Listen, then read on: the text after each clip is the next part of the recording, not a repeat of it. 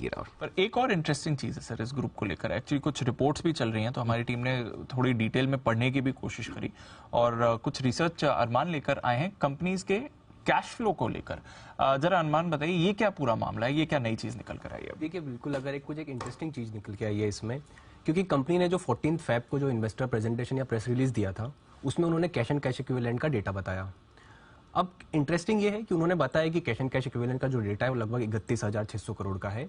पर अगर आप उसमें नोट्स टू अकाउंट्स देखेंगे तो वहां पर उन्होंने बताया है कि कैश ऑन कैश इक्विवेलेंट्स में क्या क्या इंक्लूड करा है। उसमें उन्होंने ये बताया है कि जो मनी डिपॉजिट्स और जो डिपॉजिट्स हैं जो 12 महीनों से ज्यादा के हैं, उसे भी कैश एंड कैश इक्विवेलेंट में उन्होंने इंक्लूड कर लिया है। अब इसकी हमने कैलकुलेशंस चेक इसलिए करी कि अगर अभी ये चेंज हुआ है तो कहीं ऐसा तो नहीं कि पहले भी ऐसा था।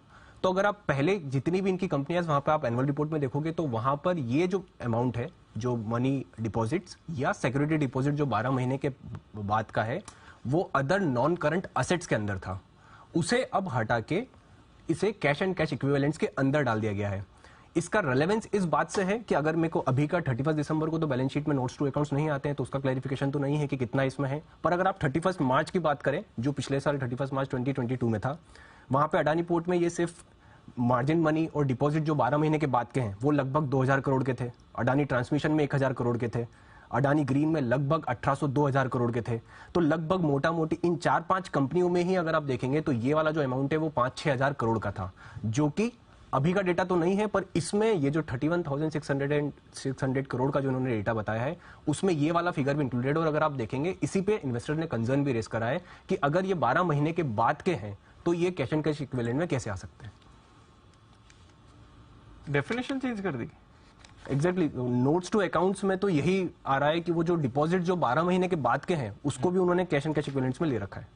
ये स्टैंडर्ड प्रैक्टिस नहीं है? नहीं, स्टैंडर्ड प्रैक्टिस तो आप करंट असेट्स के हिसाब से अगर आप लेंगे तो वो 90 डेज के लिए आ जाता है। अब 90 डेज से ज्यादा वो क्यों कैश एंड कैश इक्विवेलेंट्स में है, वही क्लैरिफिकेशन इन्वेस्टर्स भी मांग रहे हैं कि ऐसा क्यों है। अकाउंटिंग पॉलिसीज में ये बड़ा चेंज हुआ है। लेट्स सी क्या कुछ आता है इसके ऊपर क्लैरिफिकेशन, लेकिन ये डेटा है जो आपके सामने इस वक्त आपको नजर आएंगे। ओके, तो अदानी ग्रुप के शेयरों में गिरावट रुकती हुई नजर नहीं आ रही, अब भी दबाव बरकरार है। ऐसा लग रहा है बैंकिंग शेयरों में गिरावट की वजह से भी वो सेंटिमेंटल इफेक्ट है। आप देखिए बैंकिंग शेयर और अदानी ग्रुप के शेयर साथ साथ असर दिखाते हैं। बढ़ने में भले बढ़े ना बढ़े, घटने में साथ जरूर दे।